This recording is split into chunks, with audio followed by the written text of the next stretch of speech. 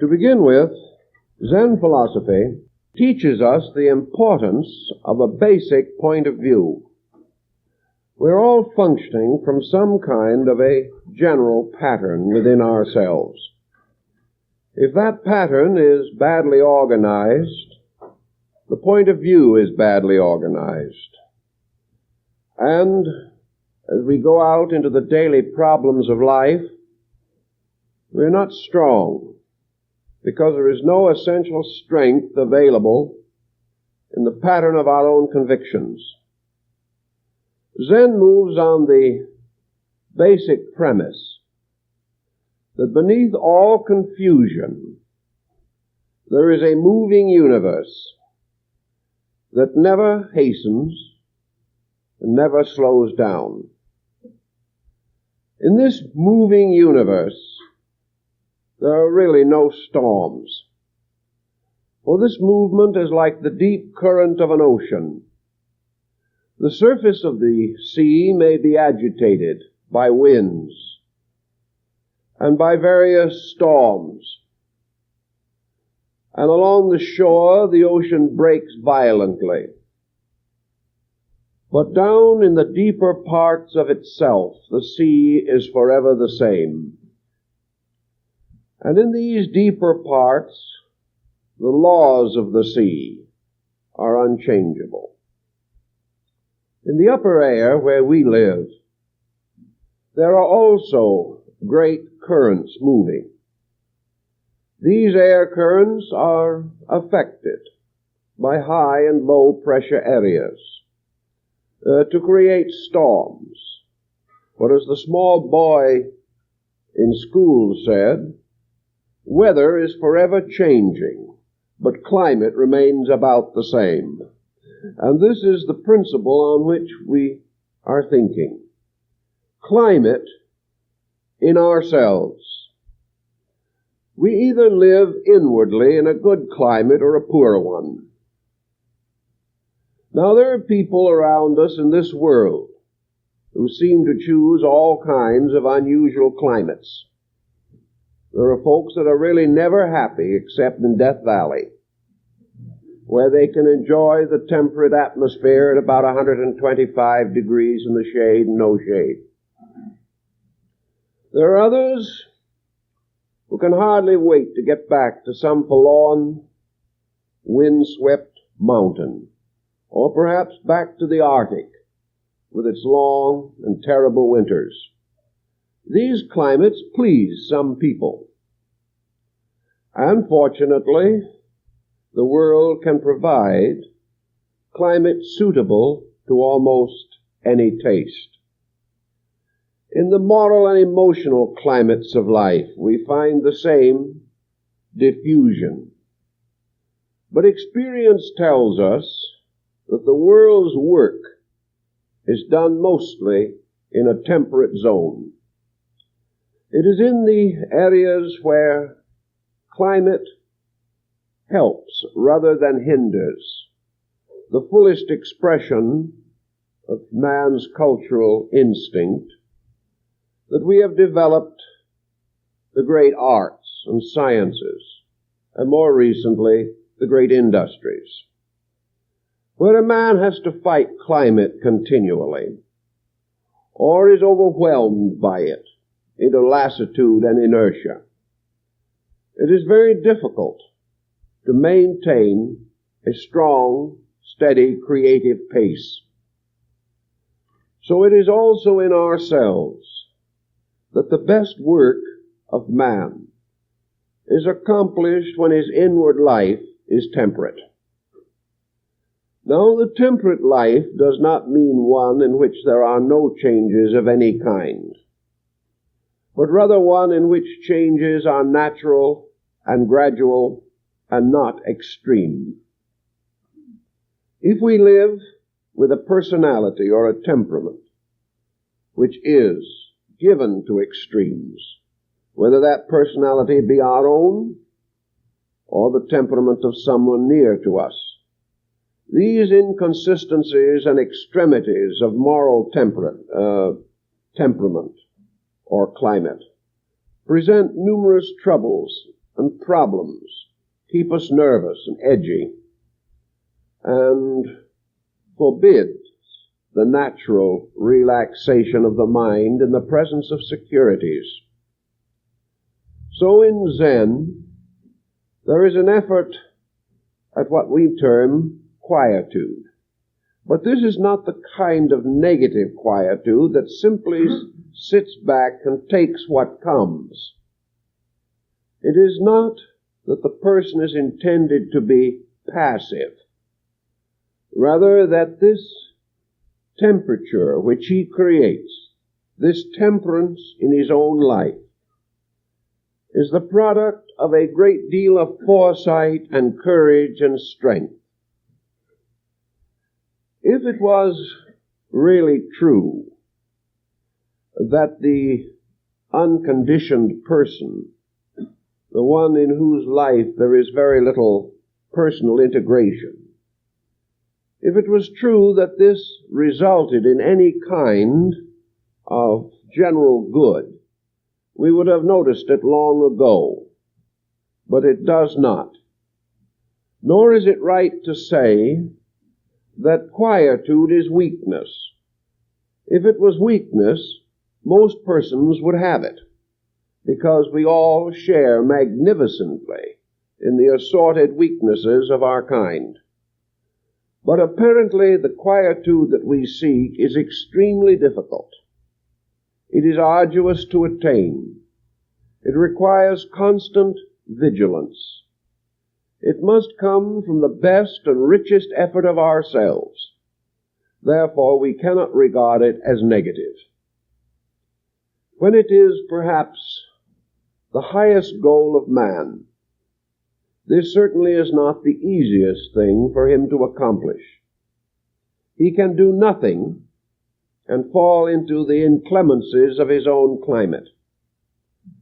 But he must labor very hard to keep a pattern of purpose that will direct him along the course of life. To our Western way of thinking, this labor is almost too much for us. We cannot hardly imagine the condition in which we could move placidly from day to day. We read about it, hear of it in the lives of saints, wish we could do something about it, and then proceed to gather another tornado in our private conduct. To meet this, then, the Oriental mind has developed this doctrine of Zen, which became the moving force behind a variety of other doctrines and other concepts and beliefs and attitudes. This Zen produced a magnificent flowering of art in Asia. It gave us what to the Oriental is great music, though we may not understand it. It gave to these Eastern people a thoroughness, a depth of life, and perhaps an ability to really live while they were alive. There was not so much of the regret that burdens Western living. Yet we do not really want to believe that our Asiatic brethren are built of so much better stuff that they can accomplish good that is beyond our attainment. They would be the last to say this themselves. They would simply point out that they are just like everyone else. The problems that they face, the degrees of insight which they possess, are not different from our own. And we know this because great currents of weakness also appear in their natures, just as they appear in ours. All of the East is not one grand meditating philosophy of life. It is disturbed by every problem that we face. Yet perhaps specialization has given a certain advantage in areas. Our specialization has given us the most rapid advancement in science that has ever come to the world. Another man's specialization resulted in great music.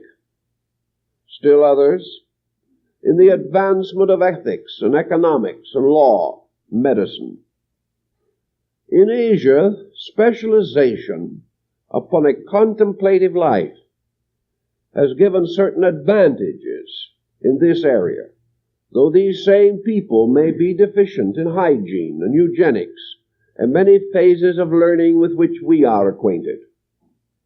Somewhere along the line, we need to recognize the importance of bringing together the good things of the world.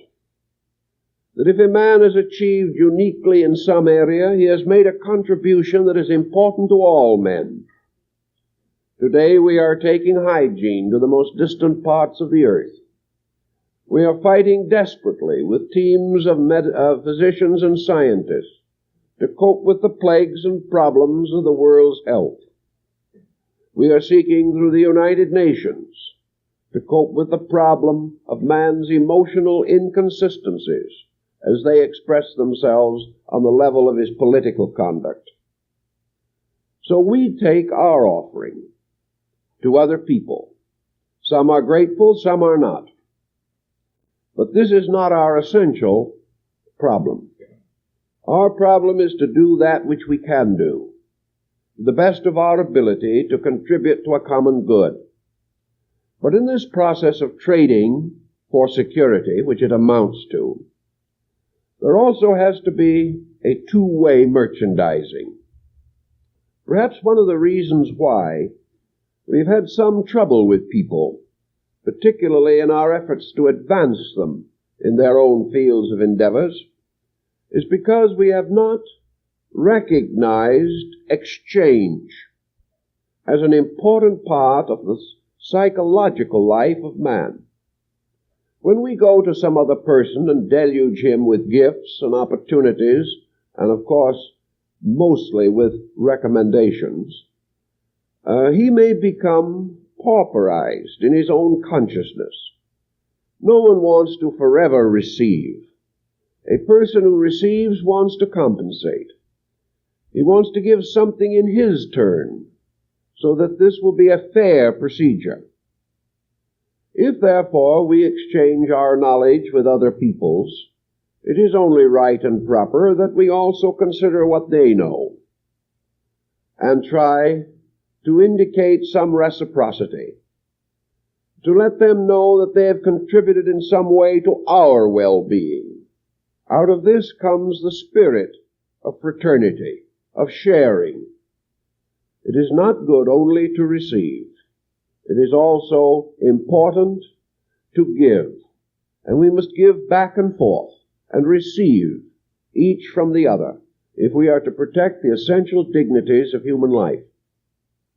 So as we go into these other lands, our physicians and scientists have begun to look into the ancient beliefs and healing methods and herbs and simples and chemistries and psychologies of these other nations. This procedure of seeking the help of the people we help has paid off very well to date. It has brought us knowledge which 100 years ago we would have been too blind and stubborn to accept.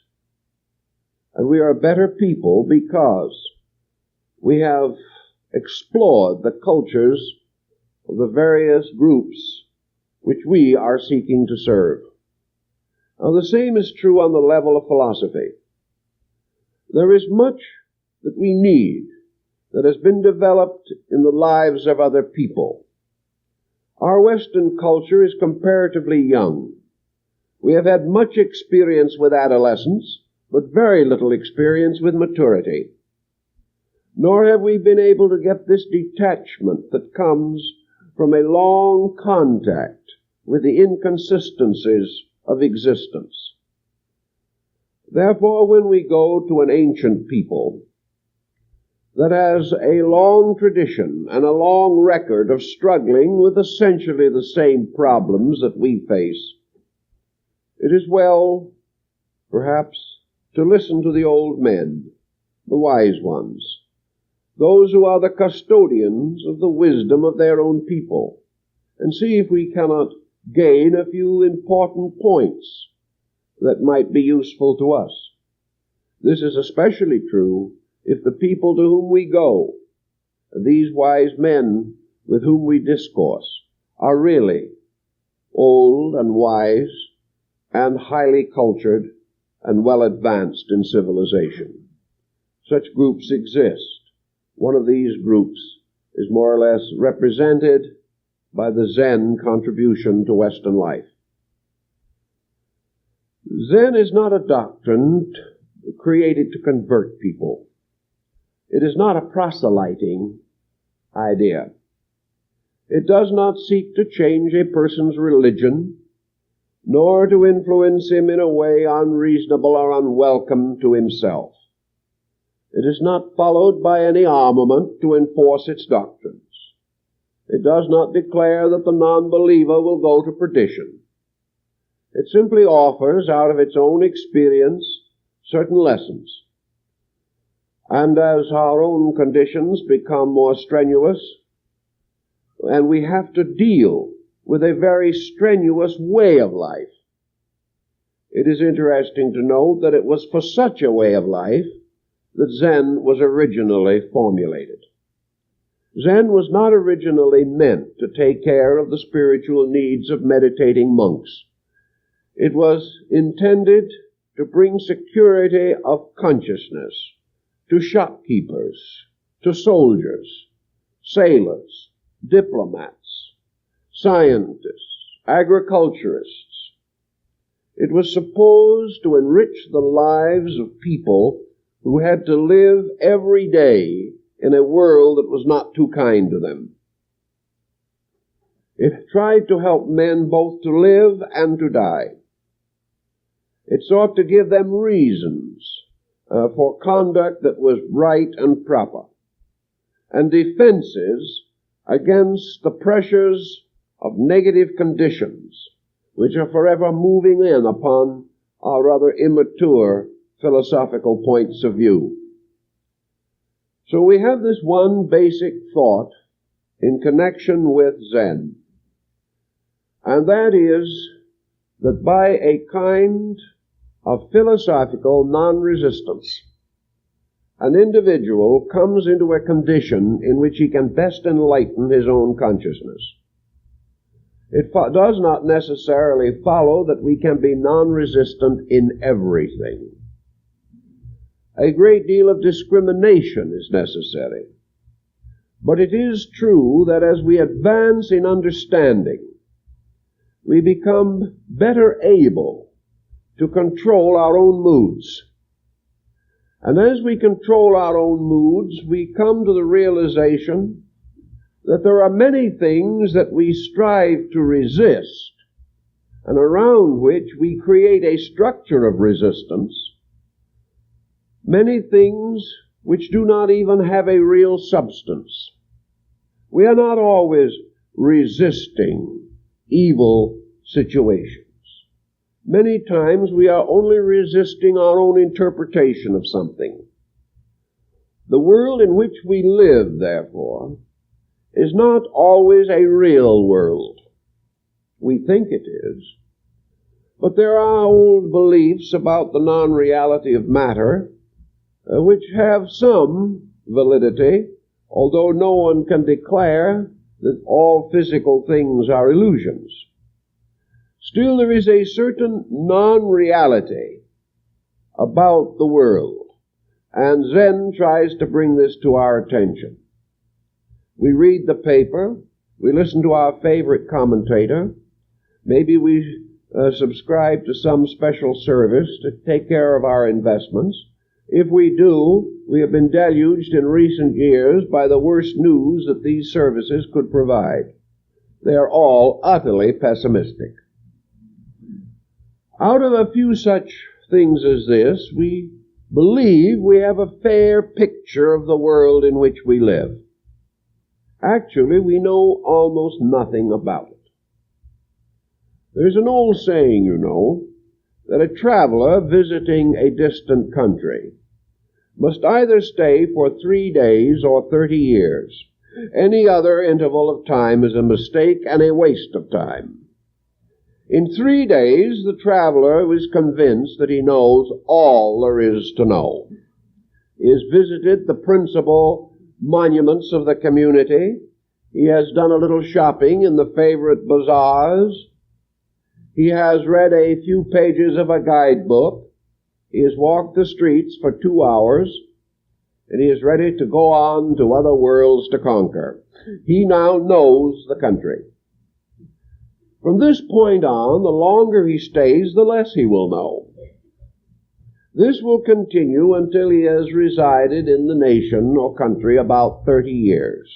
Then a new kind of knowledge will begin to arise within him. And this new kind of knowledge will be an internal knowing, a knowing of things long and carefully weighed and considered. Knowing not based upon a half a dozen incidents or circumstances, but based upon a continual experiencing of the lives of these people. Thus he will gradually come to really understand. It is the same way with the problems of life. We may, with certain efficiency, on the surface of things, arrive at important conclusions about everything at the breakfast table. After having read a few lines or a page or two of world affairs, we are caught up in the superficial opinions that we have heard, in the news reports of other persons who perhaps did not know either, but who have a good reputation for knowing something. And in a little time, our attitudes are made up. Worse than this, however, is the lingering within us of a primordial attitude, arising from childhood, arising from the conditioning of our own homes, arising from the political and intellectual views of our ancestors, so that substantially educated to a point of view, we live through life allowing everything we learn and hear merely to support this point of view. Whether the point of view is right or not, we do not know. The only thing we know today is that this procedure is bringing us into a condition of perpetual conflict with life. We are unhappy, restless, worried. And against these negative pressures, there seems to be no adequate, positive point of consciousness. Thus we are moved like the surface of water by every storm of the political and economic world. The price of coffee goes down in Brazil and the whole world shakes with fear. This kind of thing has become our way of life. We are in emergency which we cannot control. And gradually our peace of mind and our natural optimism are undermined until we live in a comparatively inadequate way. Zen moves in on this picture, or into this pattern of things, by simply reminding us that we can fool ourselves better than anyone else can accomplish this job. And by the time we get our own minds totally confused, we are in a good way to suffer for the rest of our lives. Against this possibility is the gradual conquest of confusion. And that, in a measure, is what Zen seeks to do. It seeks to get the inconsistencies out of our thinking. Now, many persons believe that they can suddenly shift from a wrong point of view to a correct one, and then proceed. It is very difficult, however, to thus change horses in the middle of life's stream. Most do not actually succeed in accomplishing this, because they must work against all the old habits that they have. To announce formally to our own minds that from now on we're going to think better does not mean anything at all, because the mind will keep right on thinking as it always has. It will not change by any such solemn pronouncement. The only way the mind can change is by being re-educated. And it will fight like a stubborn child every effort to improve it. It will continue to follow its habits that we have built up, just as we may have injured the character of a child through years of spoilage or neglect, and then we have to live with the child. This is the mind's problem. We've ruined it. Now we have to live with it. And a few affirmations or a noble resolution will no more change the mind than it will the character of a child that has been badly brought up. Zen says, therefore, there's only one thing to do. You've got to go back and start over again. Now, in order to go back, you do not retrogress to infancy, although the New Testament points out that it is of small children that the kingdom of heaven is made. We have to go back, however, to simplicity, which is no longer a sign of childhood, but perhaps the greatest sign of maturity that man can attain. We must slowly disentangle thought processes. The simplest and most direct way that Zen has ever been able to recommend this procedure is by setting up a machinery by which the person undeceives himself about his own mistakes, no longer recognizing them as good, no longer considering them as necessary. It is not possible or practical in this world for a person seeking understanding to simply depart from his society, go off in the wilderness somewhere, and contemplate upon eternal verities. This is not Western man's way of life. Fortunately, this is not necessary. For the problem always involving Western man is depth psychology. To get down far enough into the ocean of his own being to get below this surface of tempests. In each person, there is this deeper life. One way that we know it is a deeper life is that up to now it has never bothered us at all. It's interesting to recognize that from the so-called depths of man, very few reports are ever received. We talk, for example, of this inner life as having something about its quality that reminds us of God. And to the Zen concept, the universe itself is a perfect example of the Zen way, because this path is based upon Zen. One way that we experience this Zenness in life is that life is entirely impartial about things at which we take most partial attitudes. If someone doesn't please us, doesn't live the kind of life we think is right, we do not observe that nature becomes very much disturbed over this. There is no indication, for instance, that Republicans get more rain than Democrats. There is no indication that the farms of one sect are better than the farms of another sect, unless one of these sects knows more about farming. Then there might be a major difference.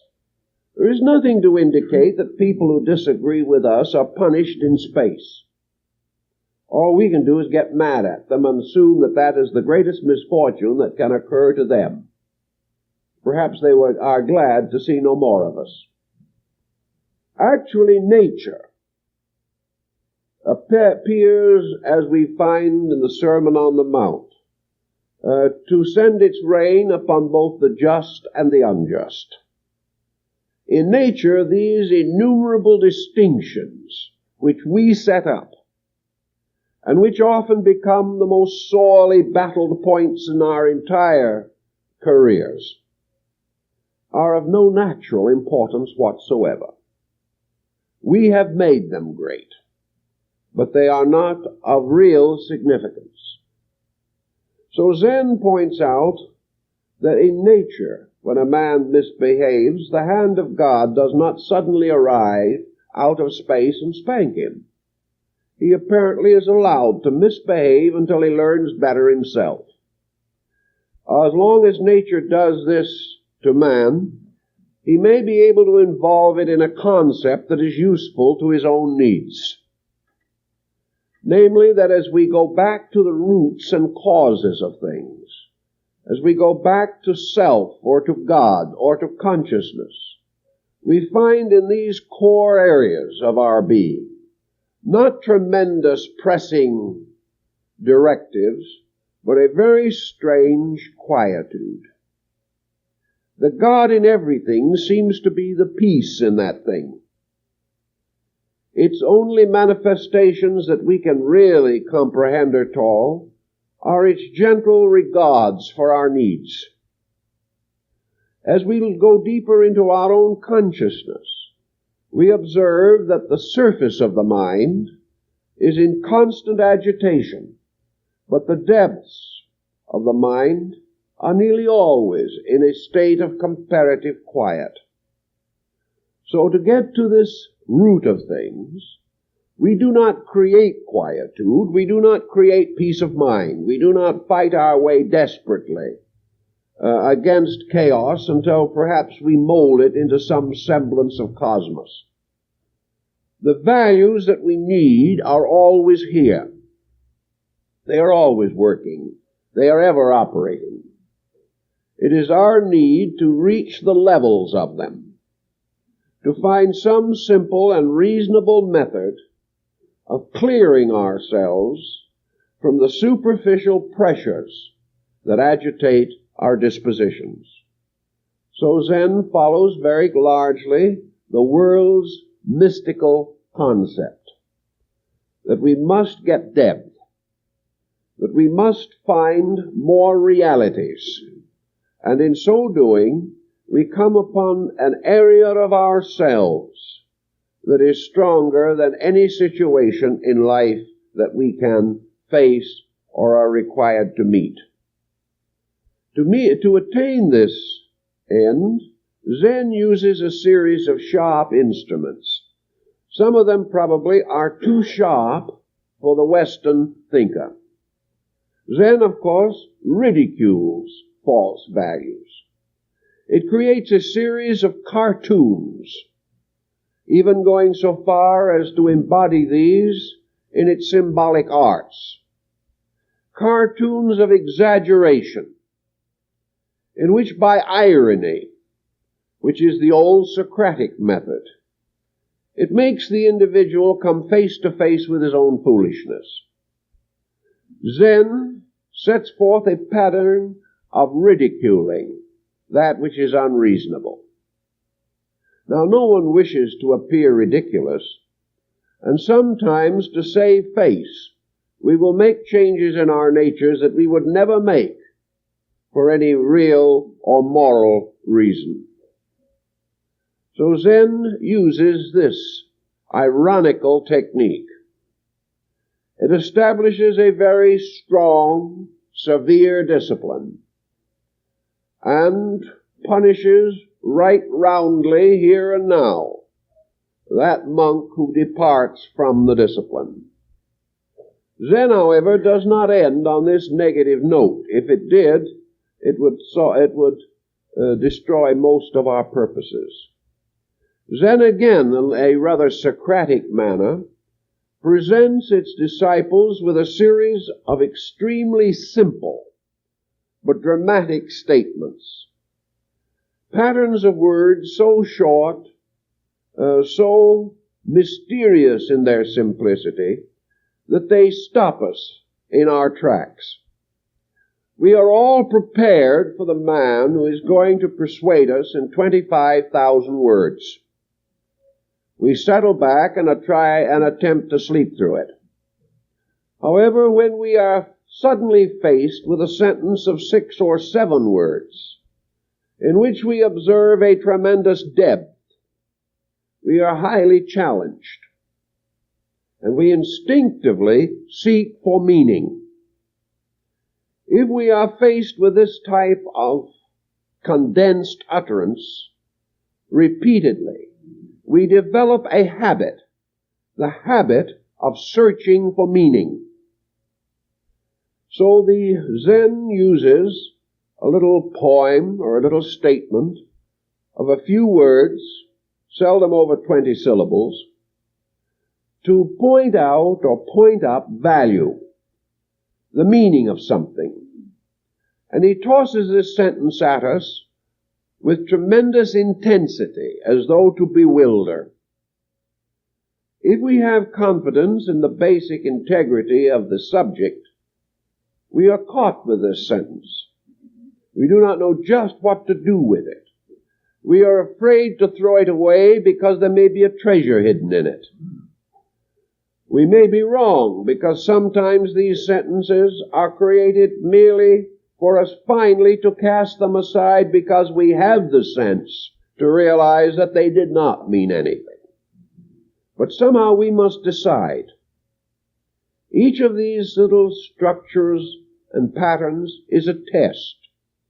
And all this testing is simply to remind us that we cannot pass by anything without giving it consideration.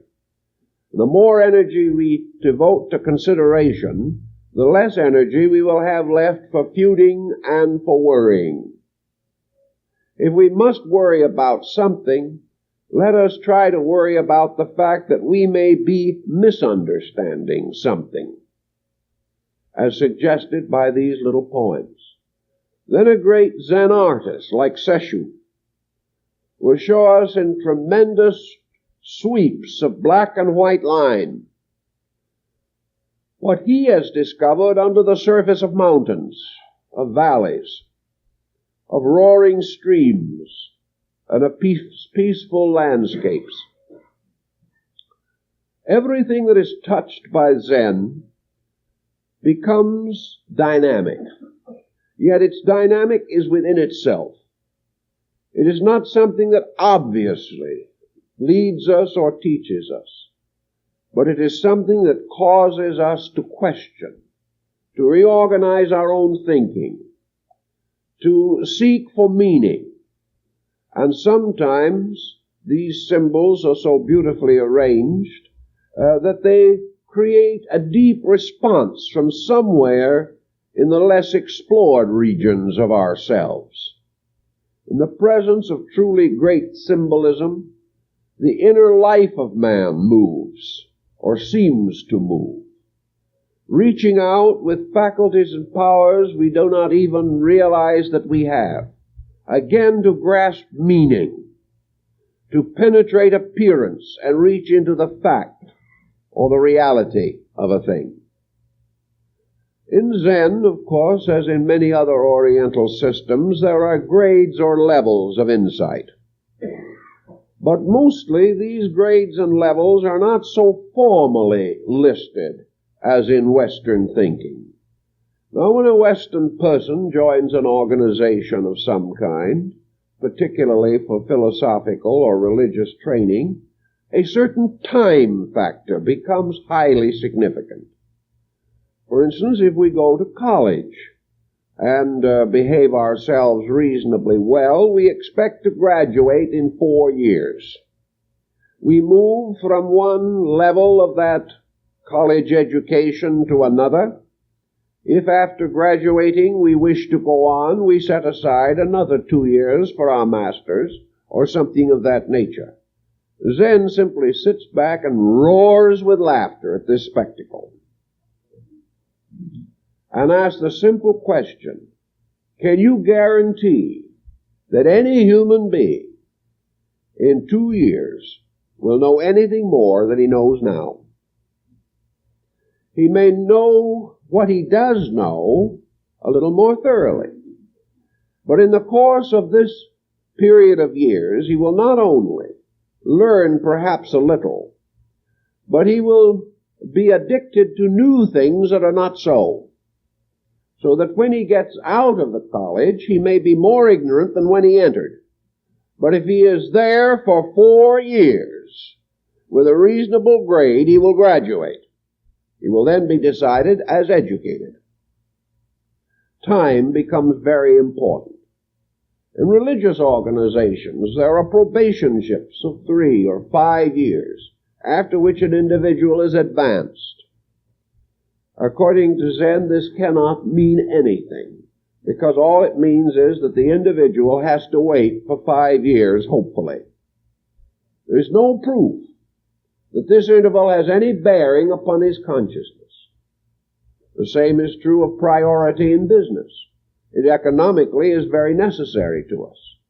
But priority means that a person is advanced after a certain number of years of service. Does this mean anything? Probably not.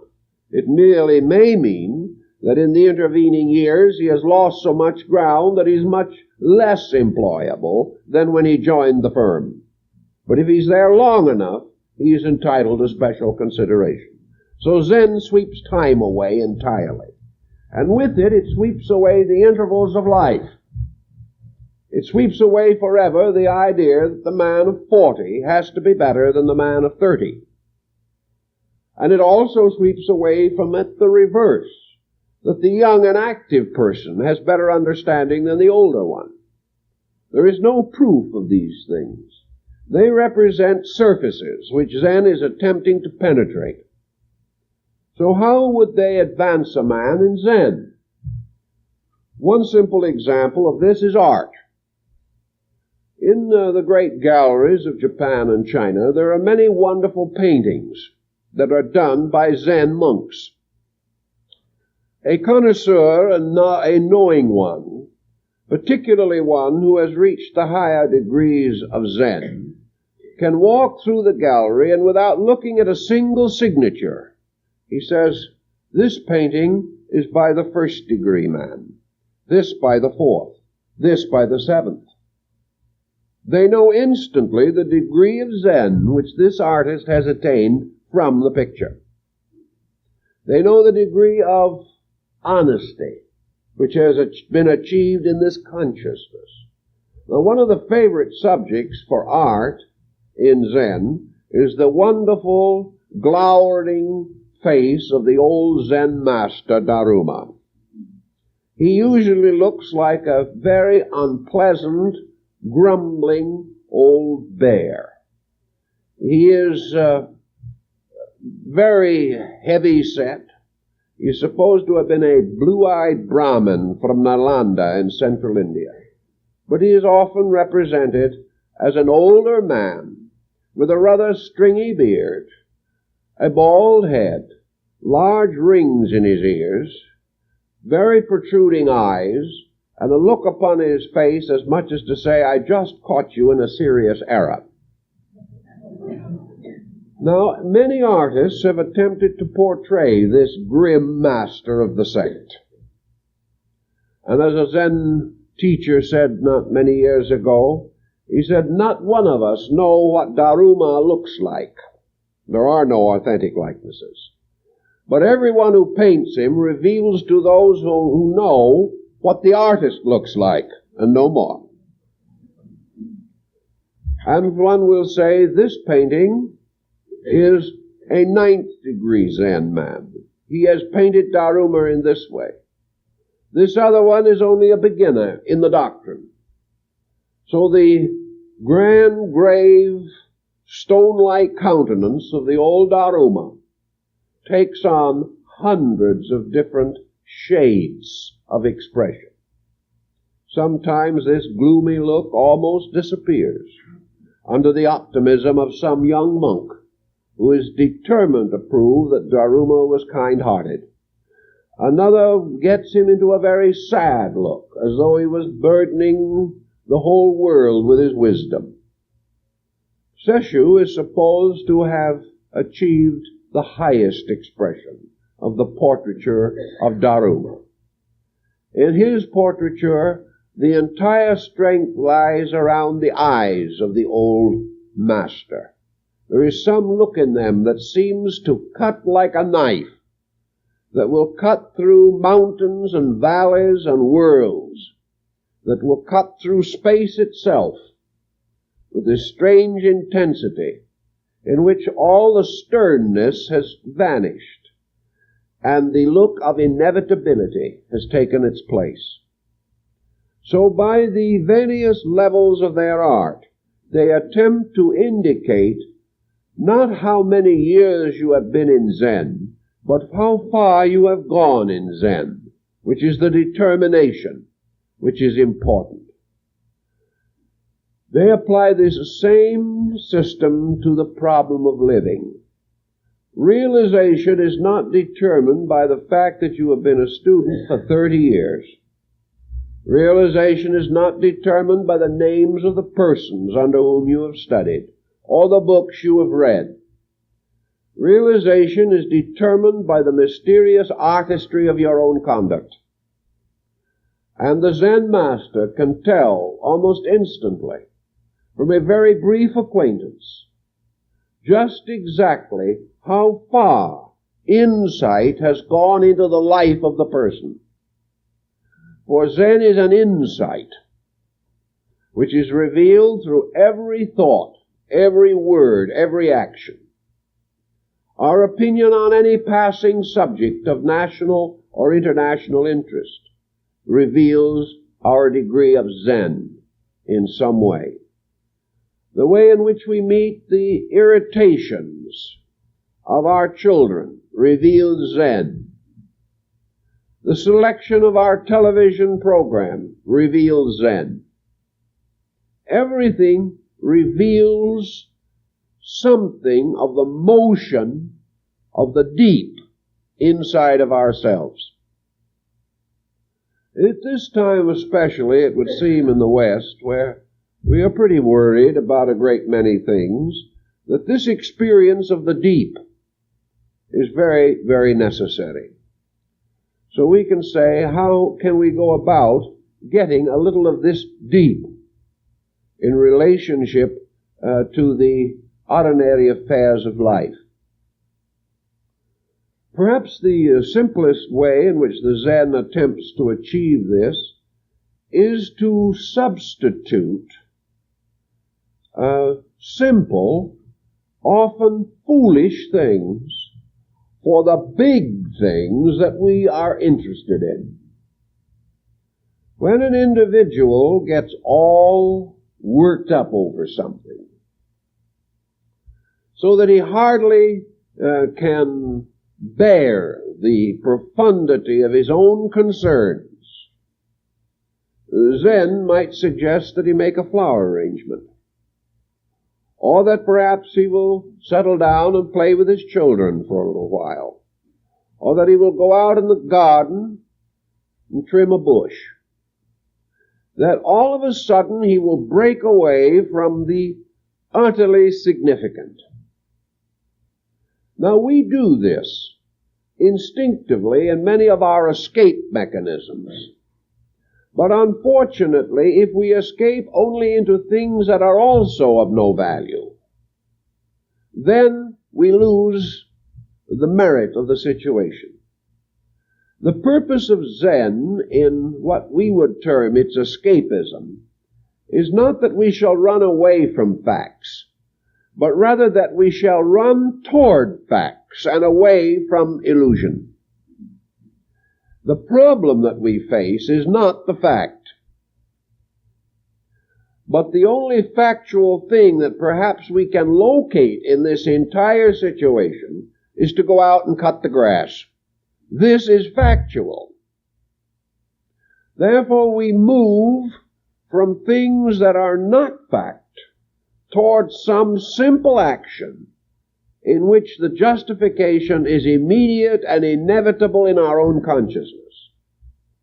To try to escape the facts by going down to the local pub and drowning oneself in some libation is not the answer. We have merely substituted one mistake for another.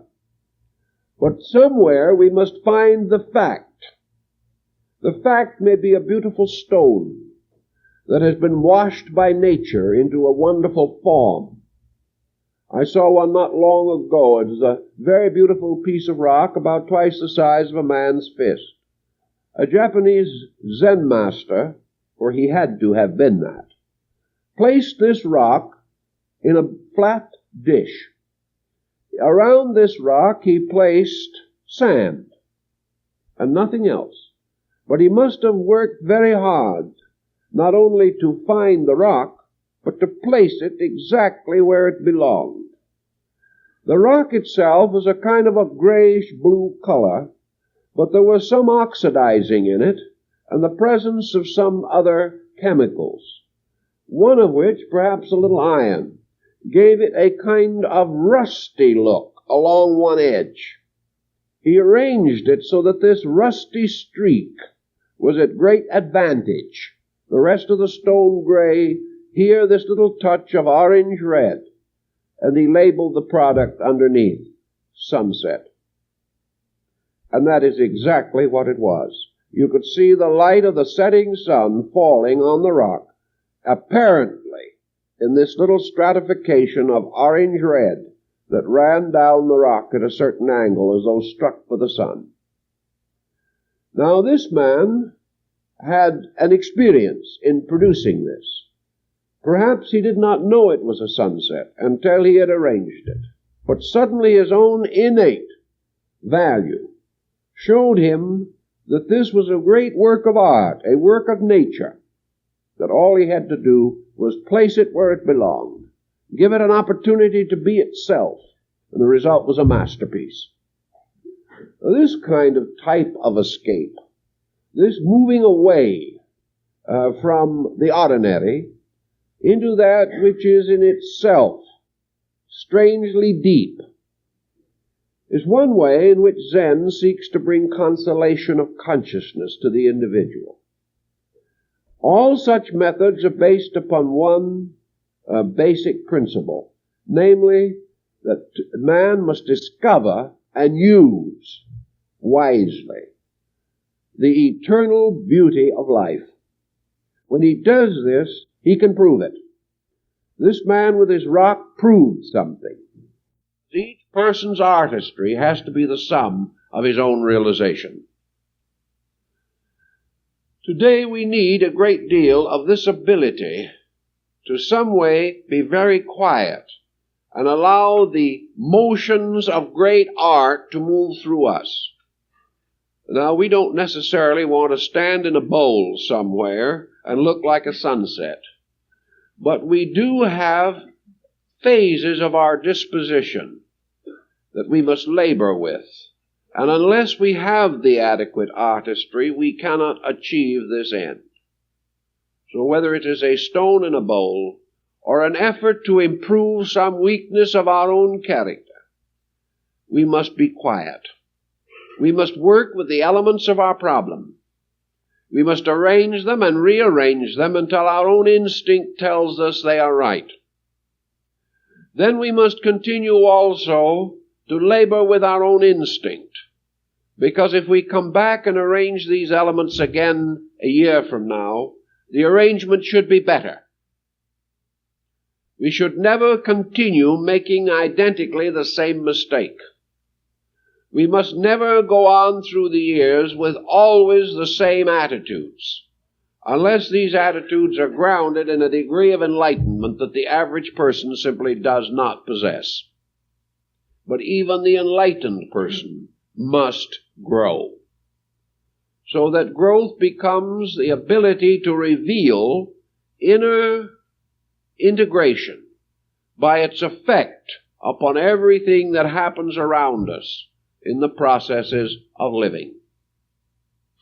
Let us suppose for a moment, then, that we wander into some Asiatic jungle somewhere and come to the ruins of one of these great monuments that has survived the wrath and ravage of time. And somewhere there, seated quietly, is a great figure of Buddha.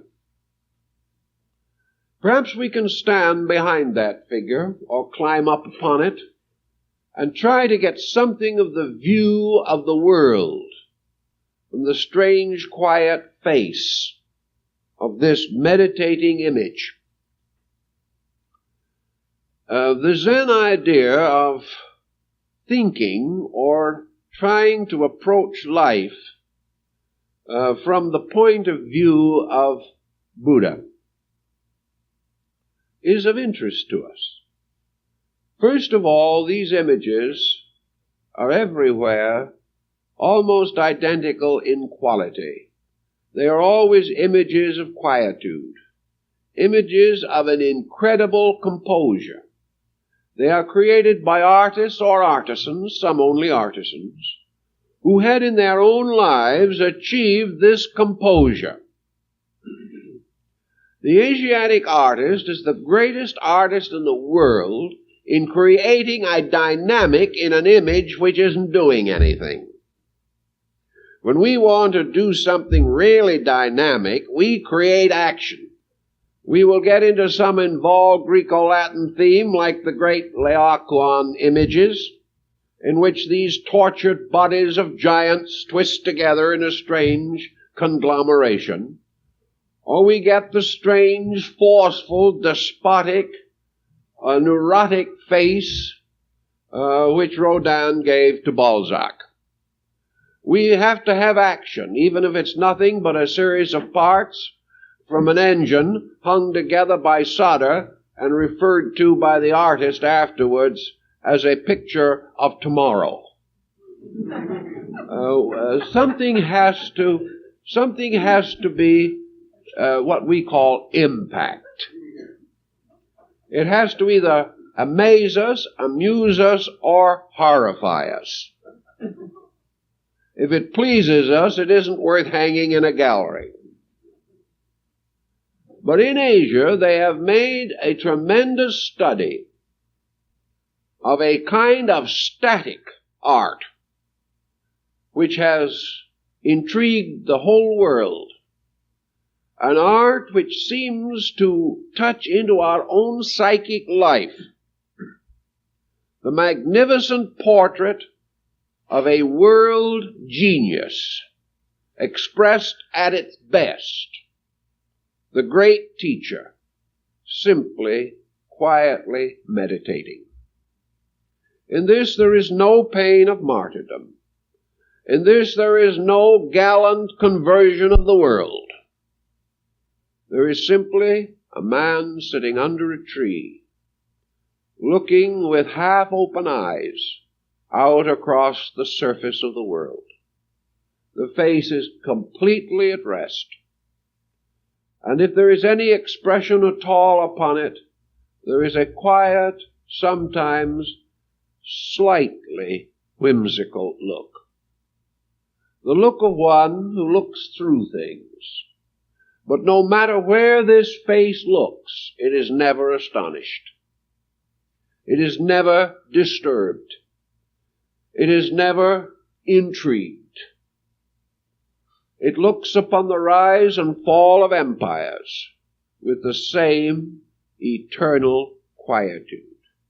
As near as art has been able to devise, this image represents the depth dimension of human consciousness. It is that human consciousness which first of all abides in its own eternity. This consciousness has no concept of beginning or end. This consciousness has no real experience of birth and death. It is simply forever there, contemplating the forever changing from its own point of forever the same. This formula, therefore, is essentially one of the keys to the whole Zen philosophy. It is the never-changing, able to accept the ever-changing, the relationship between these two. The never-changing is truth. The never-changing is eternal purpose. The never-changing in our way of thinking is the endless motion of the heavens, the alternation of summer and winter, the coming of the rain and the snow, the return of birds in the spring. These things are the never-changing. More deep than this, however, are the laws by which all these things move, the great cyclic patterns which seem to cry out to us in every manifestation of existence. They are the song of the bird. They are the arenda of the Iroquois Indian. They are the manna of the South Pacific. The ever-nourishing, sustaining, preserving, and supporting. Yet in the deep, wonderful cup of the never-changing will be found all the compounds of the forever-changing. So man has one of 2 points of view. He must either establish himself on the foundation of the never-changing, or upon the shifting sand of the ever-changing. Perhaps this is the parable of the 2 men who built their houses, one upon sand and the other upon rock. And the one who built his house upon the sand, according to the Gospel of St. Matthew, this man found that the winds and the storms came, and his house was blown down. The other man built his upon the rock, and the winds and the storms came, but the house stood. Strangely enough, a couple of Christian writers, analyzing this problem of the parable of the 2 houses, came of reasons we do not know just why. Perhaps a little Zen got in there by mistake. One of them said, I wonder about this house that was built on rock. Did he mean that he built it on a promontory of rock? Or did he mean that he put the basements or the foundations down to rock? Now there's a fine theological question. And these authors came to the conclusion that in terms of modern architecture, the best thing to have done was to have put the foundations deeper. Then the house would stand if the foundations went down to the rock. So we try to build that way, even in modern architecture. Unless we are building a bargain, then we build on sand and it falls apart. The house built upon the rock certainly represents a way of life or a life pattern built upon adequate foundation, going down to the rock, going down to the heart or core of the thing. This is the living and eternal substance. This is the Zen concept of the entire problem. So if we build our house of our attitudes or our way of life or our associations or our business, any of these things upon the shifting substances of our own opinions or the opinions of those around us, we will ultimately find that this house will collapse. But if we dig the foundations deep, searching for the fact of the thing, building upon the deepest truth that we know, then our house has a great and wonderful support. But this rock is an invisible rock, and to those who do not understand it, is the most precarious and unstable of all foundations. Because man in Zen builds upon the foundation of silence. He builds upon the foundation of something he cannot even define. He builds his foundation upon the mere but tremendous concept of depth itself. He achieves or strives to achieve the dimension of depth. Now this dimension of depth he finds strangely near the surface of his life. It is not so that he must dig a mine or a vast shaft thousands of feet into the ground to find this. He observes that the depth dimension of himself is really more available than most people realize. The only thing we have to do is give it a chance. give it a means of functioning. So by means of his symbols and his allegories and his little koans and all these things that he has, the Zen monk tries to give us kihin, the sense of value. He tells us that by gaining a comprehension of relative values, we can face many emergencies much more safely than we do today. Now, in the pressure of Zen, certain things have to go. And one of the things that has to go is man's final judgment upon man. One thing that Zen points out is that our final judgment is based not upon value, but upon our own mood, or upon our own advantage. The man who threatens our business is a bad man. The man who gives us something is a good man. Those who let us do as we please, we consider to be friendly. Those who might like to suggest that we do better are the strangers we do not wish to hear any more about. This is the way we measure things.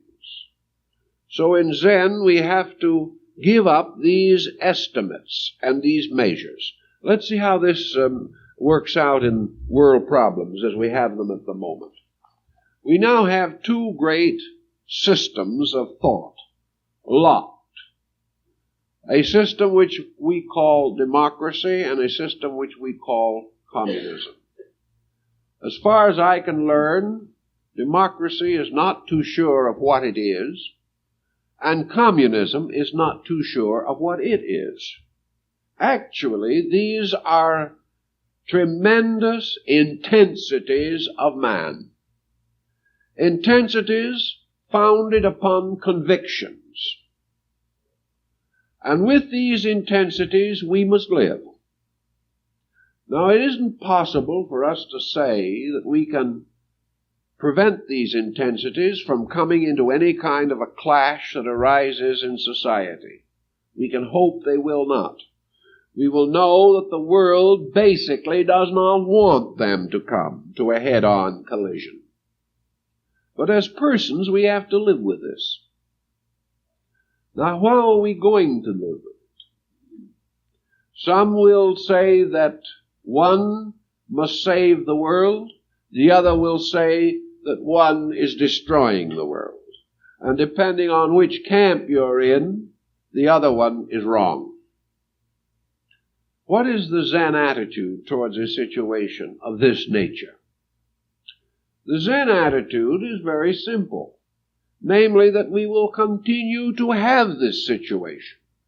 And we will have one after another strong and ambitious men rise to rule the world. And this will go on indefinitely until man discovers a simple fact, namely that he can't rule the world. Because the world already has a ruler which no man can depose. And that ruler is law. Behind all of the various changes and vicissitudes that we know are immutable laws, moving immutably to their own ends. These are the deep, dark mysteries under the surfaces of things. For if man goes down in himself far enough, he will find, as in some strange subterranean cavern, a great river running through space. And this river is the law of life itself. This law is fulfilling itself forever. And there is nothing that man can do to prevent it. The only thing that man can do that is meaningful is to seek to discover in his consciousness that which is already unconsciously there, namely the law of the river. He must find ultimately that the security or survival of his kind depends entirely upon his conscious recognition of the rule of life. Now, if in the course of a problem of this kind, millions of human beings are thrown into emergencies, what are these emergencies? In the terms of nature, an emergency is the victory of ignorance over insight. The individual who is frightened because in some way he doesn't believe in the truth. He is frightened because he honestly suspects that something can happen to him that isn't according to the law. He is afraid that somewhere this great stream of immortality will be destroyed by an atomic bomb. He is afraid that the eternal pattern that lives in space will be outwitted by a half a dozen dictators on this planet. If he is Zen, however, he cannot fall under that illusion. Now he will say perhaps also, but what is he going to do? He can't help the fears that are natural to his kind. And to a measure, this is the only answer that most people will have. Namely, that they will have to learn through a series of experiences that these experiences themselves are not real.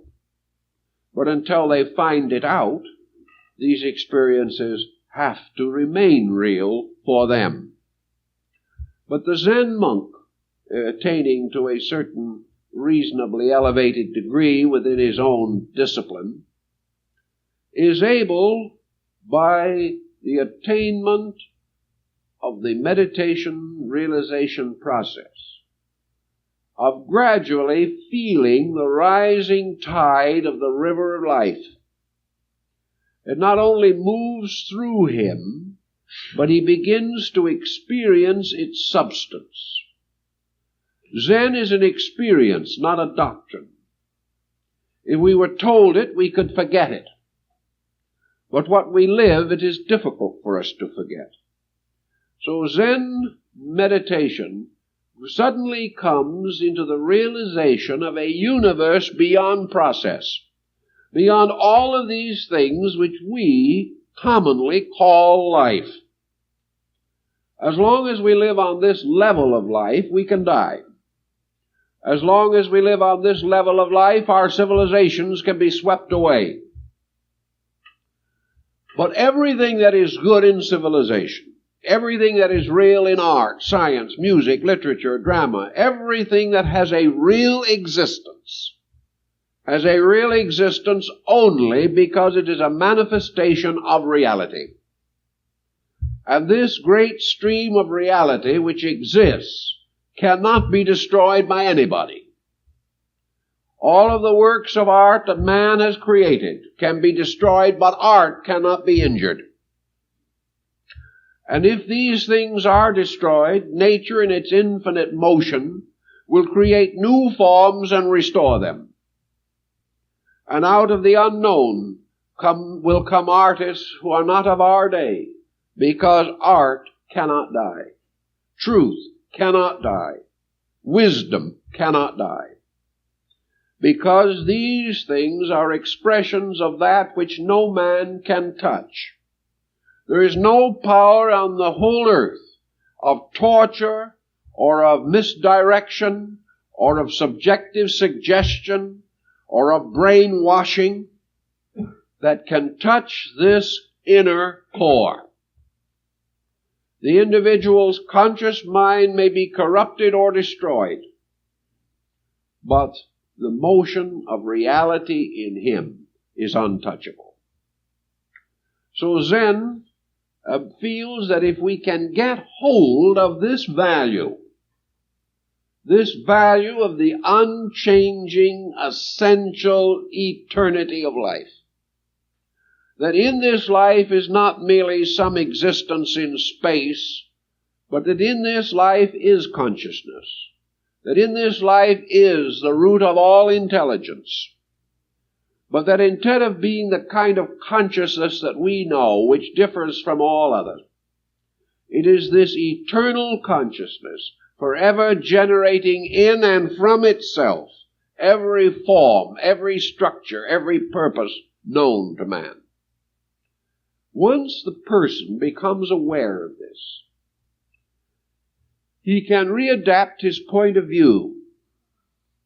He can release his mind from the fear that evil will win and come to the inevitable conclusion that there is only one thing that can ever win, and that is reality itself, the eternal moving in space. That this eternal is sufficient unto all days and to eternity and time. That man himself is this thing.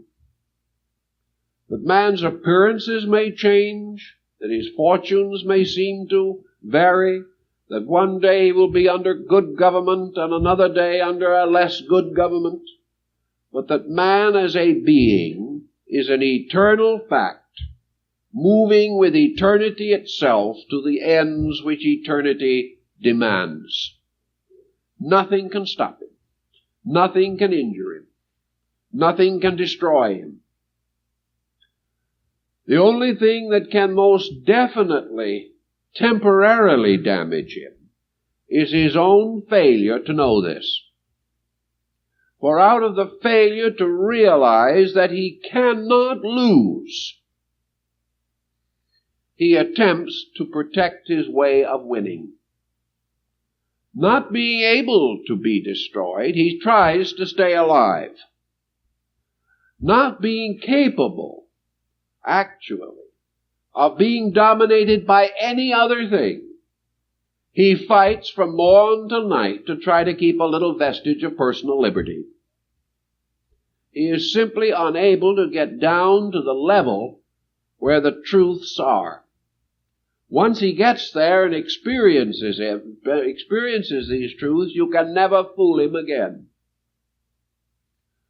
So the purpose of Zen, then, in its disciplines of realization, is to attempt to help the individual to see the entire universe with the Buddha eye. This is the mysterious eye, which if it is single, the body is filled with light. This Buddha eye is the eye of the person at complete peace with life, suddenly looking over a world of chaos, and observe this chaos slowly falling into order, until all that remains is a little windstorm set up by men upon the surface of an eternal ocean, established forever in space. That consequently we can face these vicissitudes with a reasonable hope. That we can eliminate most of the conflict. For as Buddha himself knew, our real worries are not the states of nations. Our real worries are what these states will mean to us in terms of our possessions, of our liberties, of our happiness, or perhaps merely of our pleasure. But beneath all of these things are these motions, and once the mind accepts this, sees it and understands it, it proceeds to reduce tensions and pressures to their minimum, according to the level of insight that has been attained. The first degree Zen man worries less than the no degree Zen man. The fifth degree worries less than the fourth degree. And there comes a time when what we call worry simply ceases, because the illusion which creates the thing to be worried about is no longer there. And once man knows the facts, he does not worry. Not because he is thoughtless and irresponsible, but because how are you going to worry about yourself when nothing that is real about yourself can be injured in any way? And the only thing that you can lose is something, the ownership of which you invented and which you never actually had. It's like the man who is, having lost his fortune, retires to his office and blows his brains out because it was taken away from him while he lived. 10 years later, by natural causes, that man would have died, and his fortune would have again left him. But this would have been natural, according to his thinking. Therefore, to die and leave it all is not a great disaster because it is inevitable. But to leave it or lose it before you die is a great disaster. Therefore, blow your brains out and make the two events concur. This is our way of working out a mess, which gets more messy the more we work on it. If, on the other hand, we had recognized the Zen principles, that the things we have flow with life, that one day it is rich to be wealthy, the next day it is rich to be poor. We do not know what the facts are.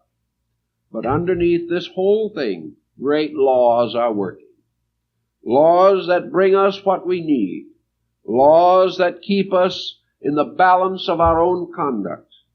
Laws that bring to us what we deserve. All these great laws are forever working. And in these laws we have the key to our own way of life, keeping the law. And in quietude we can experience this, and it is enough. But in confusion we can no longer hold the experience. So Zen tries to help us to build a greater capacity to hold the experience of the internal, eternal, which is ourselves.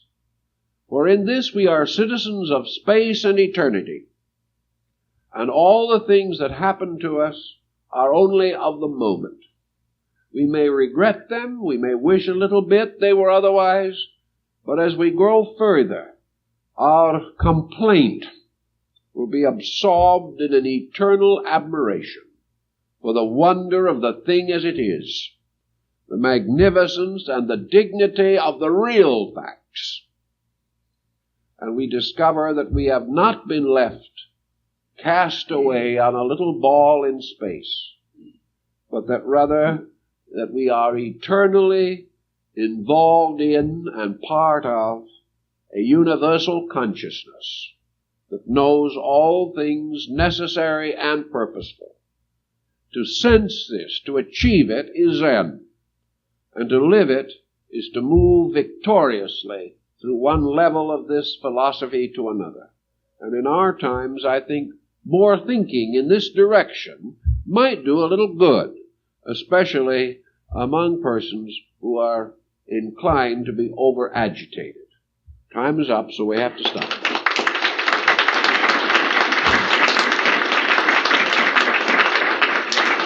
Now, in the next few weeks, we want to take philosophy and apply it to some of the immediate issues. So, in the terms of our Zen of the morning and a little psychoanalysis, which we will develop as the need arises, our subject next Sunday is humanity at the Brandenburg Gate. Here is humanity, a term for the long and the old and the wise. Something that has existed on this planet, according to the most conservative men now, for probably more than 1 million years, perhaps 100 million years.